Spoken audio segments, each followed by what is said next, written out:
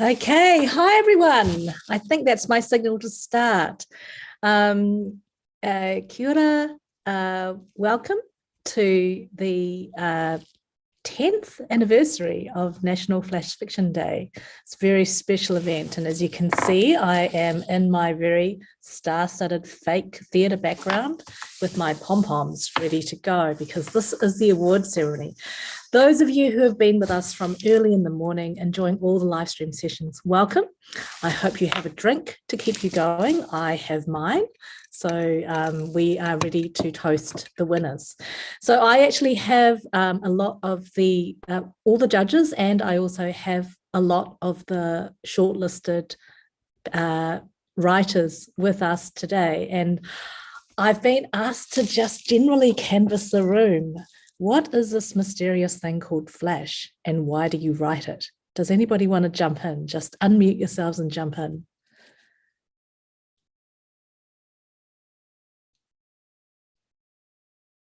I don't want to be like a teacher and just call on people. That would be bad. Does anybody want to say something? You've been talking all day. I can say something. Yeah. I think that for me, flash fiction is about that moment of change, just capturing a moment of change. And I think sometimes that's in the character, sometimes it's in the narrator of the story, but I think it's always in the reader. You want to say something? You've been talking all day. Yeah. Is that wrong? Does anybody else want to say anything? I heard some unguarded comment there. Sophia, just jump in, please. I was just going to say, I often I write a poem. It's sort of like non-fiction in general. And sometimes when I've got a poem that I don't want to leave as non-fiction, it becomes a flash. So flash, I find flash really useful for, I think it was Tracy Slaughter who at some point today said when she's writing fiction, it's like putting on a mask over autobiography or something. So yeah, I just wanted to say that for me, flash fiction's quite a nice way to transform some poems that would otherwise be too close to the bone. Oh, that's interesting. So it's camouflage. Yeah, kind of. Camouflage and a twist. Yeah, that's amazing. And I hear you about also being the best of, from the best of both worlds, because I guess I'm ordinarily often a poet, and I don't really write short form fiction because I mostly do the long form. But once I approach it like a poet, then I can write flash, I think. So, yeah. Does anybody else want to say anything? I was going to say that I think that that flash fiction reflects our lives. I think there's so much competing for our time. We're all so busy. Often you only have small bits of time to give to things, and flash fiction has a wonderful way of focusing the mind, and it's like a little problem that you worry over until it's perfect. But it's for me, it's a break and a holiday from writing longer pieces. Yeah, amazing. I think Emma Neal said something similar in one of the earlier sessions. Like there's a real technical element to flash, like a real sort of precision and kind of puzzle to it almost, which I really like. I think is fun. That's amazing. Isn't it cool though, with all the numbers of writers that we've seen during the day and all in the room, we're all intrigued by flash, but all coming at it from really different angles and probably different traditions as well. And obviously I was in the languages panel and different cultures as well, and it works in almost every language as well. So the brevity and it's because it's a distillation, I suppose. So for people that are language nerds like ourselves, it's the puzzle is the fun bit because we get to play with the language. Yeah, so Okay, I'm going to wrap up that discussion because I think that we need to move on to the main event. I'm aware that there are some people watching this in groups. So hello, Northland, and hello, other groups that are watching this live stream. And I'm sure they're just like got their glasses in hand, ready to get going. So it is now my great pleasure to introduce Lola, who is the founding editor of Fingers, Commas, Toes, and she is going to introduce the other judge that judged the youth section and announce the youth awards. Thank you very much, Renee. This year was a wonderful year for flash fiction, and especially among the youth too. And we had a lot of variety, and as always, one of the things that's special about the youth competition is that it's international. So we had a lot of international entrants, which is really fun to see on the long list, the short list, and now in the top placements. And I will hand over to Jack Ramil Cottrell, who is going to present the awards and some judges' comments about the stories in general. In 2018, Jack was a runner-up in the Bath Flash Fiction Novella in Flash Award, and his most recent book was published last year called 10 Acceptable Acts of Arson and Other Very Short Stories. So now I will hand over to Jack to read the announcements. Thank you. Kia ora tātou. Yeah, thank you, Lola. And thanks to all of the young entrants who are here this evening, who I have been able to, fortunate enough to read your work. So yeah, for the Youth Award, I put together a few very brief comments. Don't worry, Northland. So basically, the 42 stories which made up the long list were all worthy contenders. So congratulations to all of the entrants for making my job really hard. So as I read through them, I was looking for deftly handled prose, solid word choice, interesting ideas, and good endings.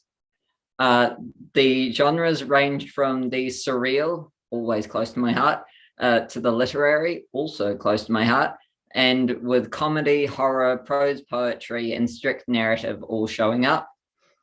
One thing I did find particularly notable was the number of stories which featured the characters explicitly playing pretend.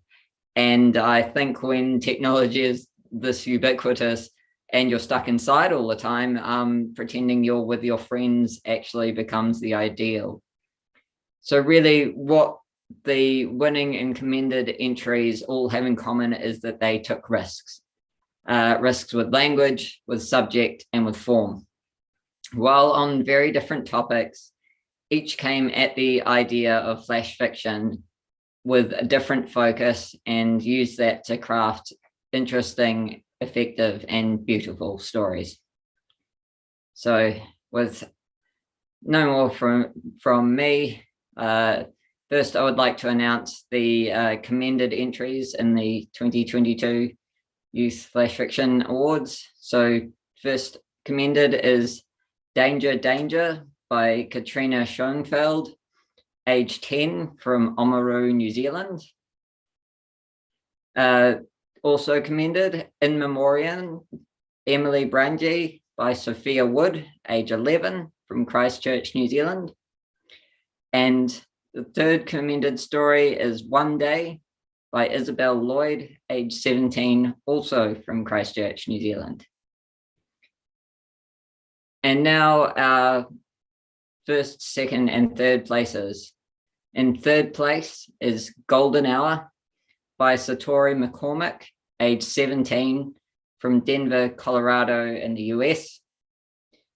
Second place is Driving Lessons by Sophia Hall, age 17, from Washington, DC in the US. And first place is On the Curb by Chloe Morrison Clark, age 15, from Christchurch, New Zealand. Well done to all of our writers. I'm looking forward to hearing you all read your stories, which will come after the announcement of the adult winners.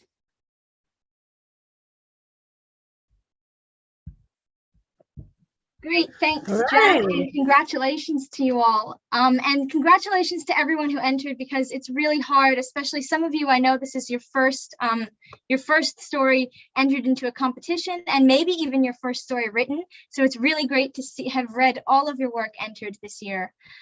So thanks very much for everyone, and congratulations to all long-listed, shortlisted, and placing entrants.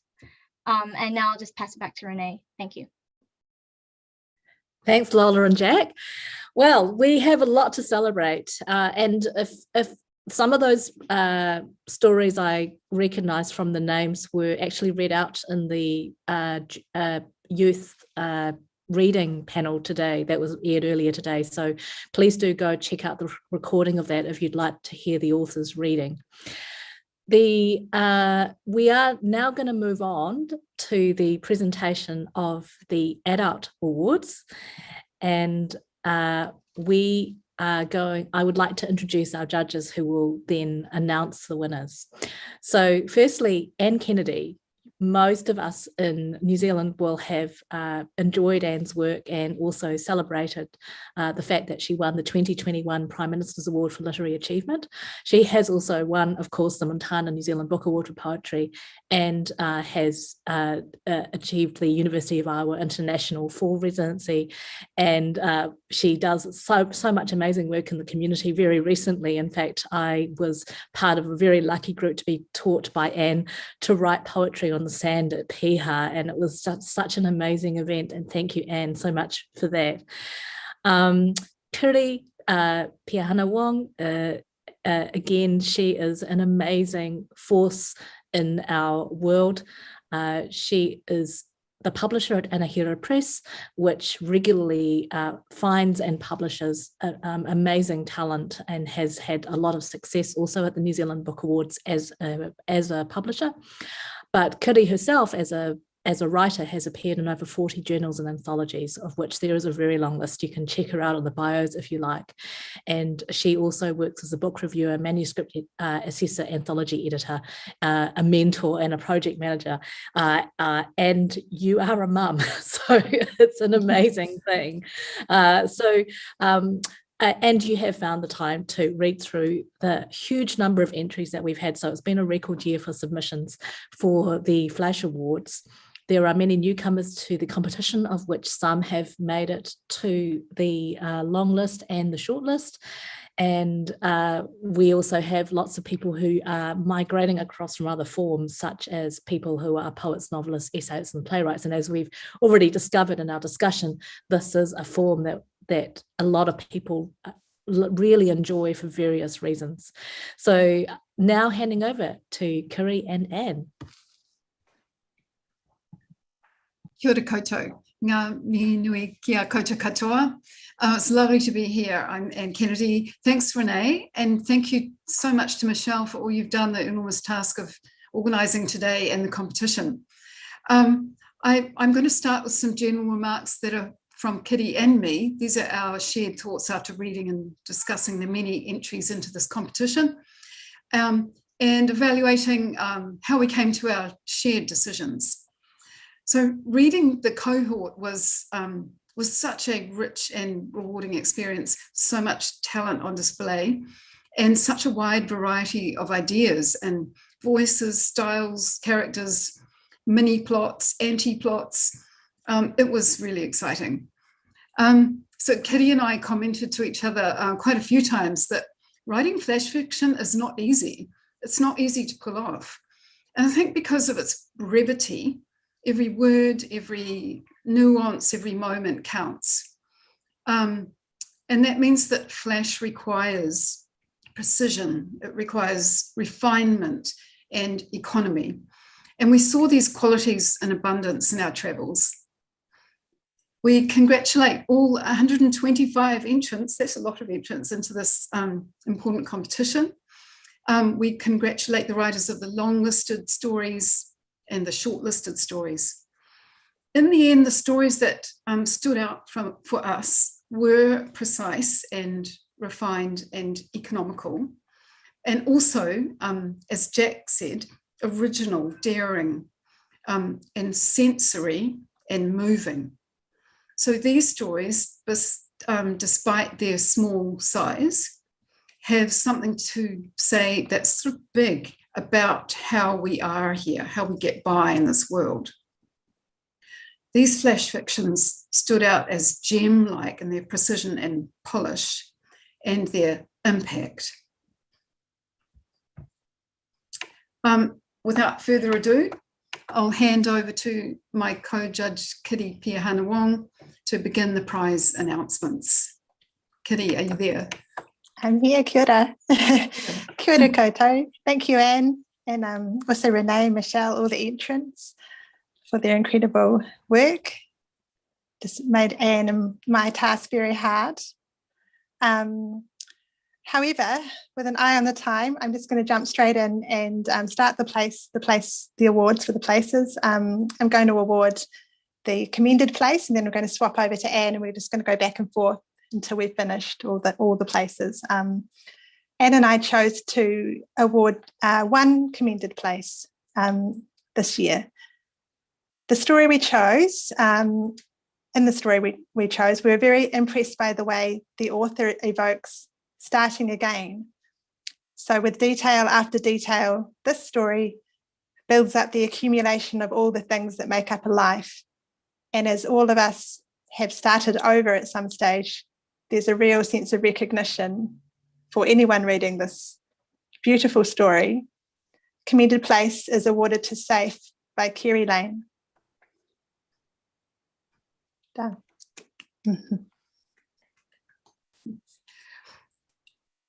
I hand back to you, Anne, for highly commended. Yes, thanks, Kitty. Yes, highly commended. So this piece of ficto criticism packs in a powerful commentary on attitudes to the female body, using drenched imagery, yet tossed off language. So there are interesting and clever juxtapositions going on in this story.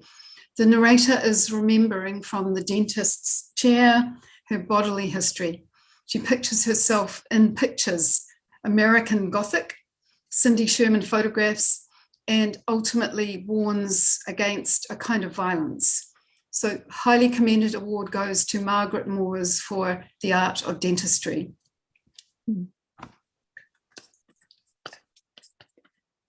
Hey, thank you. I'm going to award third place. The story in third place describes family dynamics, but from an angle that is impressively subtle, interesting and unusual. The descriptive language used is likewise precise and fresh. This is one of these stories that you first read it, you think, what actually just happened here? And you need to read it over and over, and that's what made this particular story stand out for both Anne and I, or one of the many things that made it stand out. In third place, Before It Sets by Rebecca Ball. Well done, Rebecca.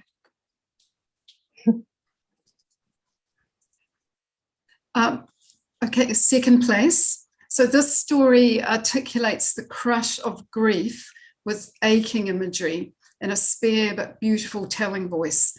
A widower wakes wondering how he'll get through the day. What gets him through is being there for his moko. Deceptively simple, the perfectly calibrated narrative arc delivers something profound about grief, survival, whānau, about legacy. So second place is awarded to Helen Waka for He Rangi Mokopuna. Congratulations. Well done, Helen. Okay, I feel like I need a drum roll, but did that come through? Not loud enough, maybe. The winner. The winning story is one that Anne and I return to over and over, and with every reading it impressed us more. There are so many things that stand out with this story. The characters are so compelling. They felt as real to me as if I'd spent a whole novel's worth of time with them. There is a seamless 6-year time jump in the story, very difficult to pull off well in the short form. The language is detailed and also delicate. And I could almost taste the golden jam. I hope to read more of this author's work. In first place, Golden Phoenix Grey Hen by Vera Dong. Well done, Vera. I believe Vera's from Northland. Am I correct? Yes. Oh my God. I can't believe. Thank Is that you you so there, Vera? much. Thank you. Can you hear me? I'm in the car. Yeah, we hear you. Yes, yes. Oh my God. Thank you so much. No. Oh. Thank you for your story. Exquisite story. Well done. Oh, thank you. Oh my God. Yeah. I don't know what to say. Oh, thank you so much. It's partially my personal experience living from Shanghai and living in Carrot. Took a while to get used to. And partially story from my friends, Chinese friends living in New Zealand, what they have to go through, how they're going to, how they have to explain to their parents, and some still have problems. No, you evoke that beautifully. Anne and I particularly like a line you have about the gumboots and the dew kind of washing the gumboots. That is They're in New actually, that Zealand. is It's a my very life. New Zealand image, isn't it? The gumboots, yeah. Yes. Oh, thank you so much, everybody. Thank you, Michelle. Oh, yeah. Vera will read her story later, isn't that right, Renee? She'll be. That's right. Yeah. Oh, so good. we are going to Okay. shortly call. Thank you very much, Kiri and Anne, and Vera, of course, as well. Congratulations to all the winners. And what we are going to do now, we've shifted the order around a little bit so that our whānau in Northland can hear all the winners and hopefully they're celebrating hard out. But because apparently they're getting kicked out of where they're listening from really soon. So that's what we are going to call on all the winners of the adult section to read their stories so that we can enjoy them. Before we do that, I've got a couple more winning announcements. So the first is that we have some regional awards, and these have been sponsored by the New Zealand Society of Authors regional branches. So in Canterbury, we have a regional award to Rebecca Ball. In Wellington, we have an award to Susanna Poole. In Auckland, we have an award to Margaret Moores. And in Otago, Kerry Lane. And in Northland, Vera, you've won that one as well. So congratulations to everyone who has taken part, all 153 of you. Incredible writing. So thank you so much. And there is one last set of winners to announce before we call on the winners to read their stories. And those are you people in the audience. We have had some incredible generosity from the publishers and the authors themselves who have been associated with the National Flash Fiction Day Awards. And we have got 6 amazing book bundles to give away to the following people.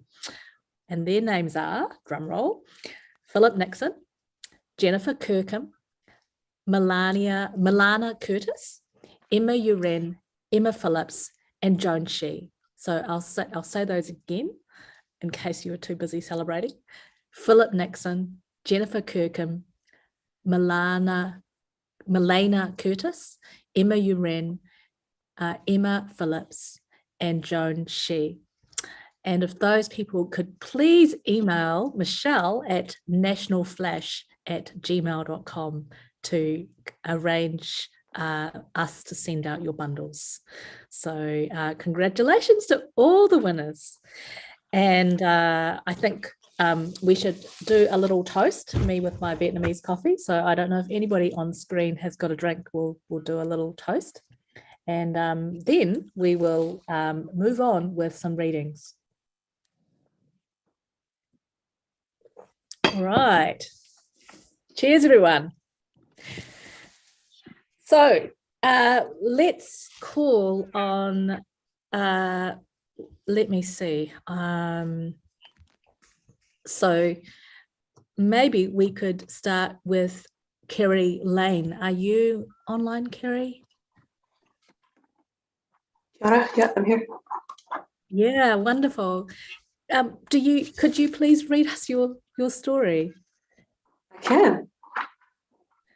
So this piece is called Safe. The little key safe sits on the kitchen bench next to his new fruit bowl, which holds too many oranges even for two people. He entertains the idea that he might become the kind of person who eats that much fruit. He buys enamel pans and gleaming knives instead of furniture. A couch or curtains would mean he lives here now. He finds a new job. He puts a vase of baby's breath in the window of the empty lounge and leaves his books on the floor, starts writing a novel instead of learning how to put up a shelf alone. He pulls a muscle carrying a third-hand coffee table up the building's 2 ragged flights before standing in the chilly kitchen to cook dinner. He stares at the tomato seedlings, taking up half the tear-shimmering bench top, and determines to be the catalyst that will turn these flats into a thriving mutual aid community in which he'll be able to put up his pictures without having to buy his own hammer. He waits for his friends to contact him first and decides he's the only person alive with nothing beautiful to say about grief. He makes some ugly choices out of nostalgia. He gets a library card and buys contents insurance. He registers to vote. Every cheerful voice on the phone wants to know his address. The safe sits on the bench until the oranges are gone and he has copies made of the flat keys. One set goes in his pocket, one in the safe by the building's front door, and one on the hook in the hall, where it sits for a time, accusatory, before being swallowed slowly by the patient mess of his jackets and scarves.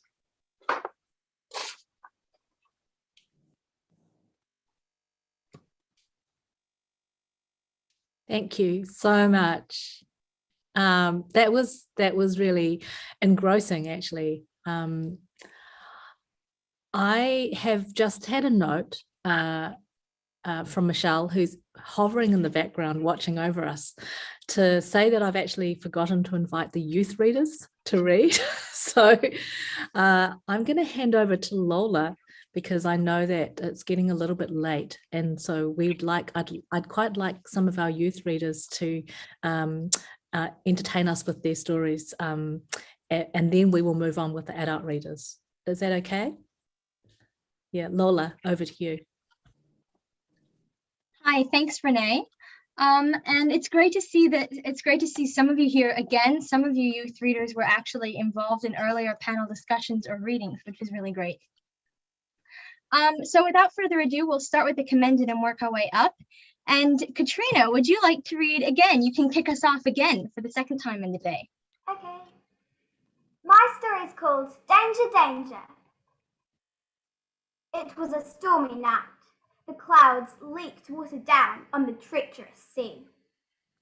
Oscar was soaked to the skin, but he had to protect himself from the dreaded dinosaur. "We have to split up," Zack yelled through the rain. The dinosaur stalked towards them, jaws ready, waiting to strike. "Boys, did you put the cat in the shower again?"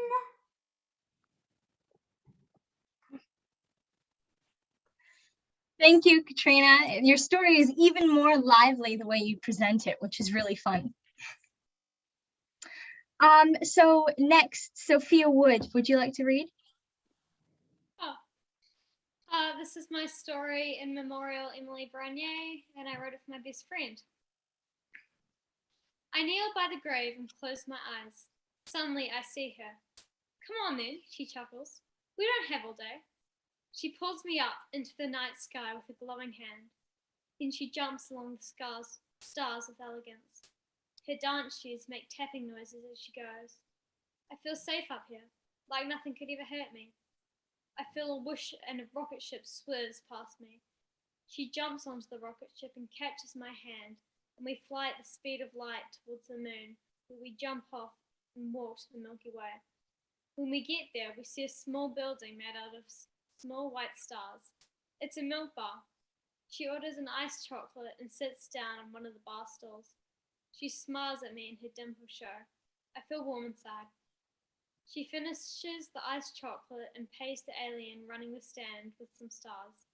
Then we're off again, running along the floating rocks and bouncing off dwarf planets. We arrive at Saturn and go round and round and round on the rings. Next, we float up to Venus and roast marshmallows until they're brown and gooey. She turns to me with a sad look in her eyes and whispers, "It's time for you to go." She hugs me and I hug back. I wait, then I open my eyes. I'm back on Earth. Until next time, my friend. I smile with tears in my eyes and walk away.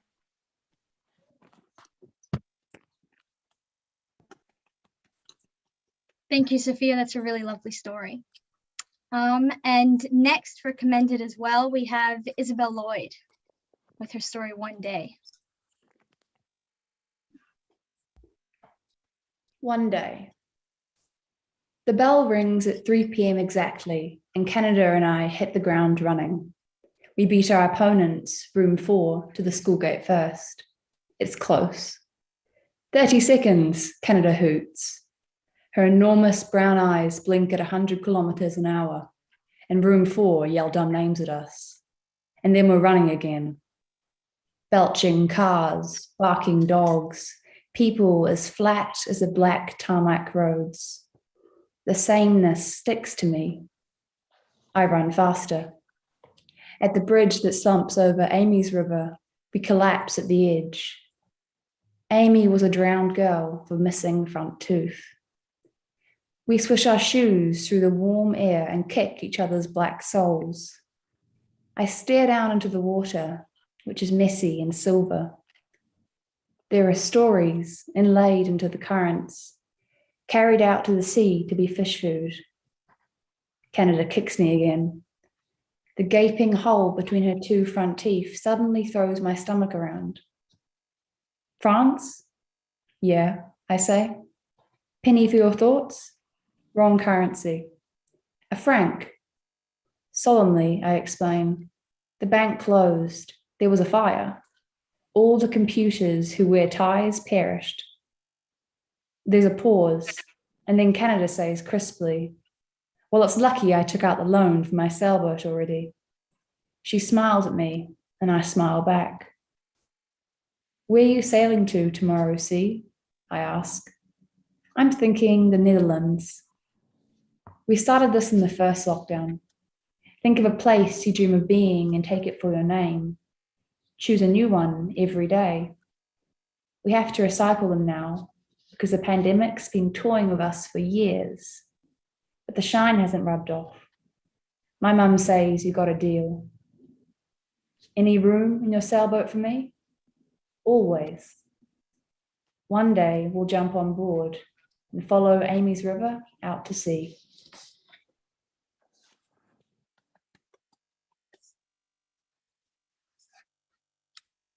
Thanks, Isabel. That was a really lovely reading. Next, in third place, we have Satori McCormick, who is coming all the way from the United States. So it's great that she could make it here tonight. So Satori, would you like to read your story, Golden Hour? Yes, can you hear me? Yep, perfect. Okay. Golden Hour. Imagine we are married on a planet nobody has heard of. Imagine we are so isolated from the universe that we are classified as our own species. Imagine the gods of immigration are benevolent and there are 2 perfectly spherical moons impressed into the sky, which is a dusky lavender hinting at distant sandstorms. The planet is silent. On the horizon, black sands sigh and shift as though the land is sleeping. We live in the tropics where the atmosphere is so intense and choking it is impossible for mortals to breathe. The trees are giant, thrice the volume and height of redwoods on Earth. We have a treehouse and carnivorous flowers pimple as exterior, and when we rise in the morning, we can touch the sky and wash our bodies in its waters because we have evolved to become divine. And we are blessed, blessed, blessed. In the smoky apartment that is as dense as a fever dream in Houston, I pray to the immigration gods with incense and virgin silence offerings. I am so wealthy in offerings, those transient things that were perhaps not even yours to begin with. It is 4 a.m. You are working. I will leave soon for my own shift. There is a golden hour after I come home from work and you wake up from a deep, precious slumber, and we can lie in bed for 55 minutes before your next shift starts. We are too exhausted to talk. The golden bioluminescence of the evening floods our bedroom, and at this moment, I can close my eyes and imagine we are our own planet. I marry you on sleeping sands. We don't even know what time is, and therefore death will catch us by surprise.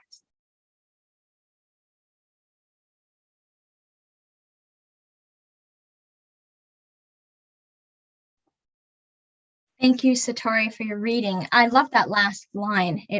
Last line catches us by surprise too, I find. Great. So second place, we have Driving Lessons by Sophia Hall, but Sophia, I think it's quite early for her. So she's not here at the moment. She's also overseas.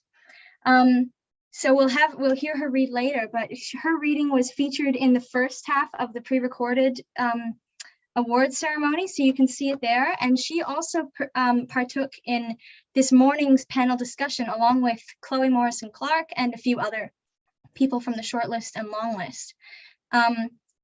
So I will go straight to first place, which is Chloe. Congratulations, Chloe.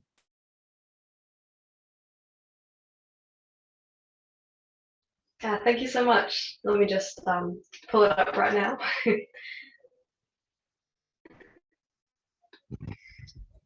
So I'll be reading On the Curb. Can everyone hear me? Great, thank you. Okay, On the Curb. We slip out of the car into the night, a concrete oasis in the middle of town. Street lights peer over hazy slopes, downward. Someone's blasting Once I Was 7 years old on a crummy speaker, glitching out. I balance myself onto the curb and taste diesel. I could climb over this low boundary and lay on the road, ridges against the curvature of my spine.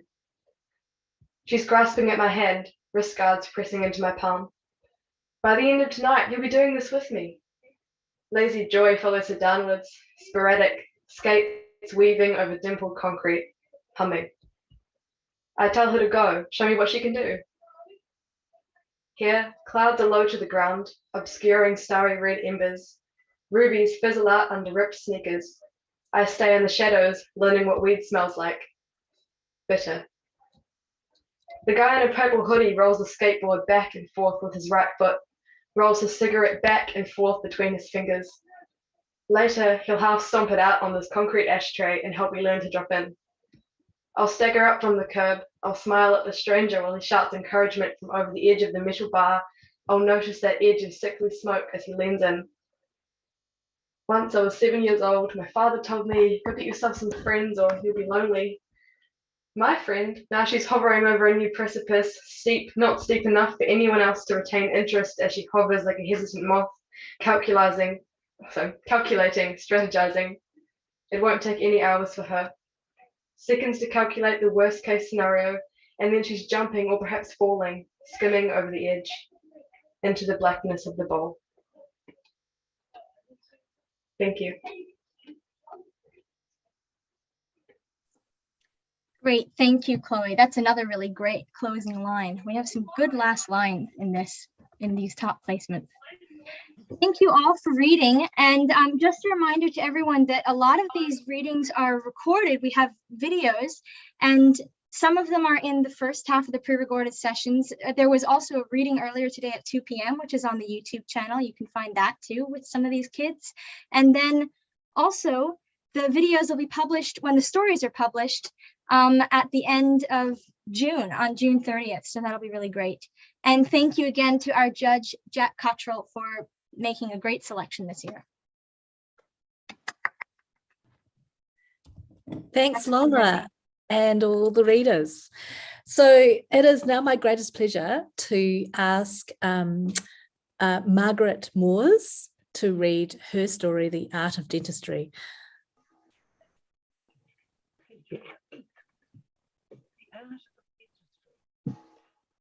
I am pictured barefoot and heavily pregnant in the front garden of our first house. I am looking away from the lens and towards my husband, who is holding a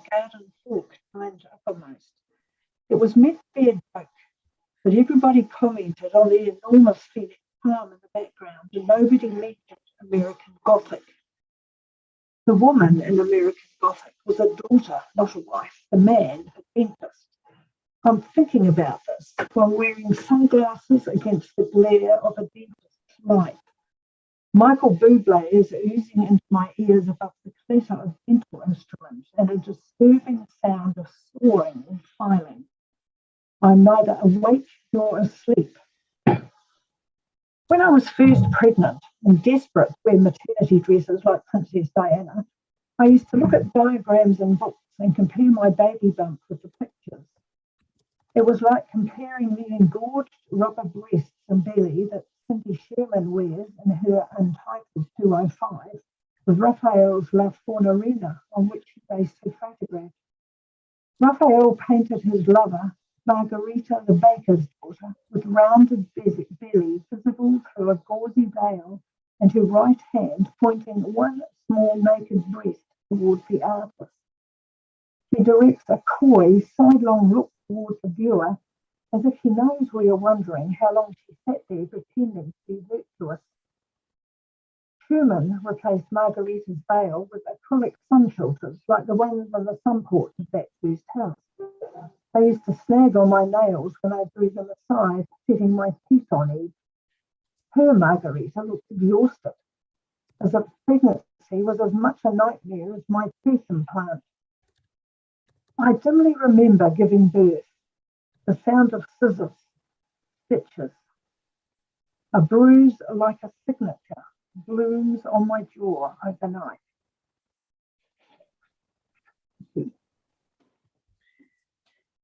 Thank you so much, Margaret. It was a little bit difficult to hear you, but we heard some of it, and I know that we are going to be able to read your whole story when it's published at the end of the month on Flash Fiction as well. But thank you so much for your reading. I am now going to ask the third place winner, Rebecca Ball, to read Before It Sets. Rebecca. Thank you. Can you hear me all right? Yes. Awesome. Thank you. Before It Sets. On the day I read the email, the nor'wester had dried Mum's new sheets like paper mache. I remember the tooth marks left by the pegs, the groan of cotton as I forced it back and down and over itself, stacking it like hot slabs of cardboard in the washing basket. The imprints of my Converse soles in the brown lawn, rich tang of plums on the ground, distant cry of a wattlebird, grey arch of cloud. When Mum found me reading the email, first thing she said was, "Don't tell Dad." Then, "Please try to understand. And for once in my life, something for me. And just wait until you're older. And why is it still so effing hot?"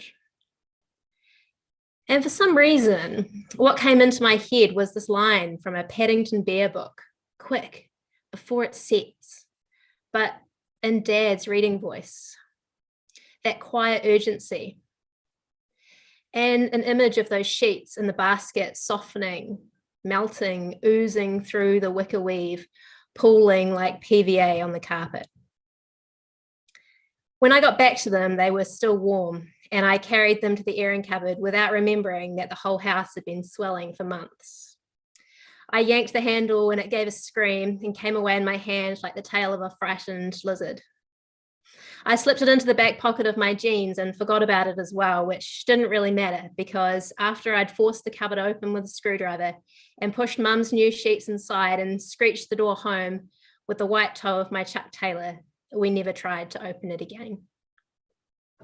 Thank you.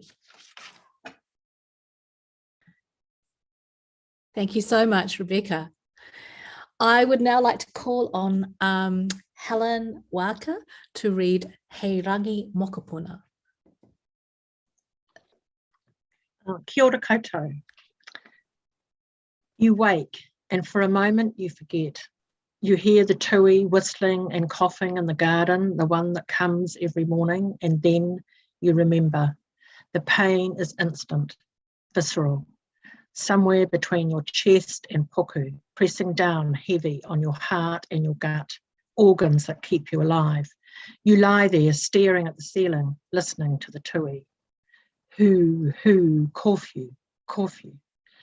You remember the tangihanga, the panic you felt when they closed the coffin, the people who said, she's in a better place now, free of pain.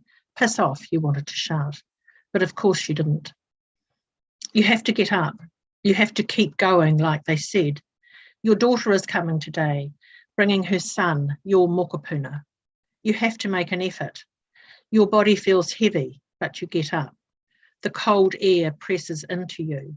You notice the blue scarf then, hanging over the arm of the cane chair.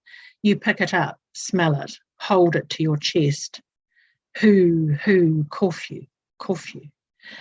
Dad, your daughter calls. We're here. Koro, where are you? Your mokopuna comes into the bedroom. Why are you crying, Koro? He stares at you. He has his grandmother's green eyes. Help Koro open the curtains, Mātai, your daughter says. Mātai takes your hand. You follow him to the window. He helps you pull back the curtains. Outside, shaded parts of the lawn are stiff with frost, but the sky is a brilliant blue, almost white, and the sun is shining. He rangi mokopuna, you say. Do you know what that means? He looks at you with his green eyes. No, Koro, what? A mokopuna day, a beautiful day in the middle of winter. Thank you.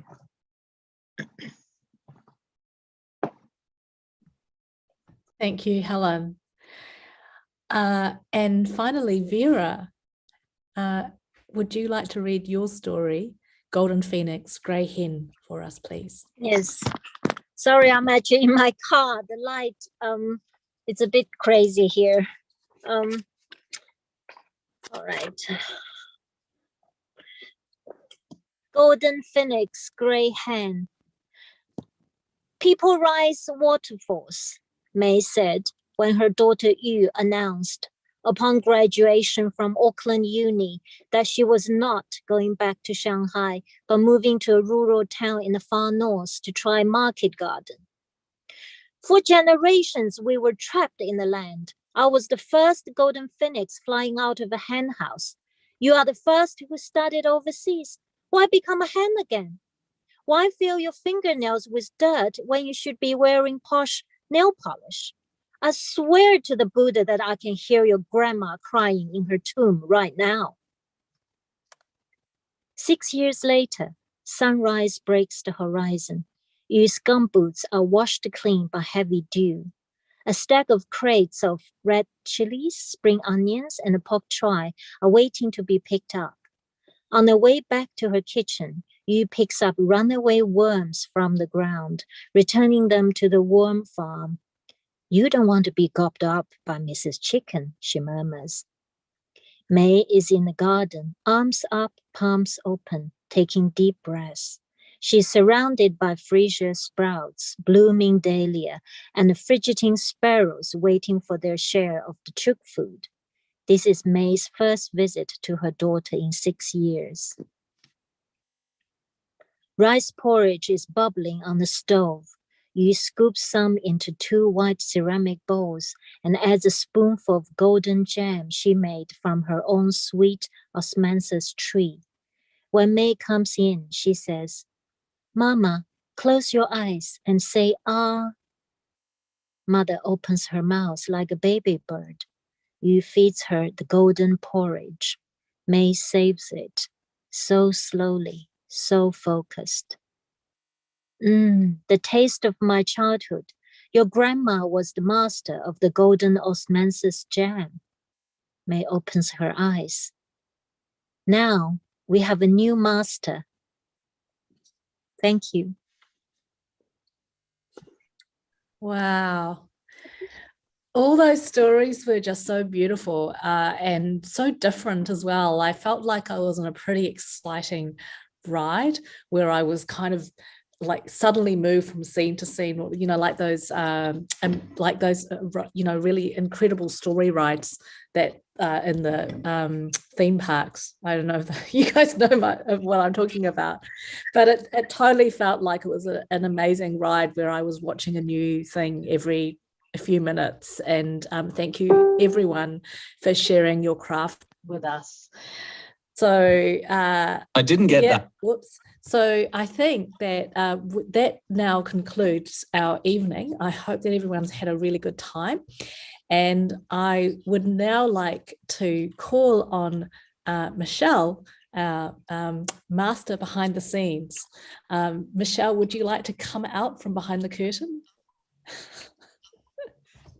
Hi, everyone. Michelle. Gosh, I just want to say that was amazing hearing all the stories. The youth stories just had me right on the edge of my seat. Incredible writing. I love hearing what's up and coming in our country's writing and the international entries as well. Thanks to everyone who took the time to come. I know for a lot of people there were different time zones. I also want to say for Vera, I am aware that Vera is reading from her car quite unusually in the dark in a parking lot because they got kicked out of the bar in Northland. I'm not sure what the story there is, but no, actually, they were causing too much trouble. Yeah, apparently, no, the Northland rowdies. So poor Vera has been sitting there in her car, ready to read, you know, all this time waiting. Thank you. I think it's very traditional for writers to get kicked out of bars. Like, I think this is just upholding a very fine tradition, to be honest. So great. You know, this event is happening just on the heels of Bloomsday, of course, the 16th, which is a rowdy event all over the world. And anyway, I think we can have our own rowdy event. Certainly they have it in Northland. So big cheers to all of that. Yeah, I want to say thanks to everybody here. A special thanks to Kiri and Jack, because I know you put in really, really hard work. There were an amazing number of youth stories. I don't know the exact number, but I think it was around 400 entries. And I also just want to correct something from earlier, which is that in the adult competition, we had nearly records. I don't know the exact number offhand, I'm sorry, but we had nearly 500 entries in this competition. So it was far more than I think the 125 that Anne mentioned. And it's an enormous task. There's a whole series of readers who get involved with this competition, helping and reading blind, of course, and arriving as we do to the smaller and smaller lists. So it's absolutely incredible amount of work for everyone behind the scenes. There's no way I'm doing all of it. We have an amazing team, a great committee, 10 years. A lot of people have been with us since nearly the beginning. So it's just been wonderful. I have a few more people to thank and just to say hi to, but I do want to mention here that Lola, who is, yes, in the family, and she runs the youth competition, but she has actually been doing all the background tech stuff for all of this event all day long, and also running her own panels and working with all the youths in the room. But thank you for that, Lola. I really wanted to give you a very big shout out in a professional capacity. That it's been amazing. I could not have gotten through this day without that. Just the last few things. We have wonderful sponsors, including the New Zealand Society of Authors. It would be remiss of me not to mention them because they have been with us since nearly the beginning, sponsoring the regional awards. Also Creative New Zealand, who make all of this possible. Our publications, our updated websites, which are coming at the end of June. The book donations, which are from both publishers and individual authors. Thank you all for that. I'm not going to name them all, but some really great book packages going out to those winners of the book draw. And the city chairs, who organize all the events locally around the country. And this year, we did this national online awards because we needed to accommodate everyone. But in every city center, there are often events, and this year is no different. So in Christchurch, for example, there is a big event on June 22nd. And I think some of the people in this room will be going to that. So wonderful. We'll look forward to seeing you live there. There's also an event in Dunedin and other ones around the country, different readings as well after hearing the awards. Yeah, so thanks very much to all of you for coming. I have one last thing to share, which if you watch the beginning part of the program, which is pre-recorded, you will have seen that this year, because we celebrate 10 years, we have these amazing t-shirts. I'm going to hold it up. See? I'm shaking it. And the t-shirts are to honor our 10 years. And you can contact your local city chairs. You can send us an email to find out how to get one. They're made from an amazing company, I think it's called Little Yellow Bird, organic, sustainable, all cotton, very nice quality. So that's a really exciting thing that we have this year. I think that's about all from me. I want to give a huge thanks again to our judges, to all of our readers. I want to thank everybody for being so flexible and creative and generous with your time, because we did have to do a few last minute changes. And the last person I need to thank is Renee, because Renee always handles these things with just incredible polish and panache. And thank you for that, Renee. You're an amazing host for the evening, and I don't think we get through without you either. So everybody, you should turn off your mutes, and maybe we can have a big round of applause for everyone in the room, and also everyone who submits to these competitions, because it's not easy, and you all just deserve a huge applause. And thanks again, Renee. Michelle, I'm not going to let you get away with that last thank you. I think the last thank you should go to you. You have anybody, and all of us in this Zoom chat totally know what it's like to be on the receiving end of Michelle's emails, and there is so much energy from, and this is not the only project she runs, by the way. It seems to be all year round that she does this, and you are a force of nature, Michelle. We all owe you so much for growing the Flash form in New Zealand and around the world, and developing this huge cohort of people that all read, enjoy, write, and share Flash. So thank you, and cheers to you. Good night. Oh, thank you, you, everyone. Thank you, Michelle. Thank Michelle. you. Good Thanks, night, everyone. Good night. Good night.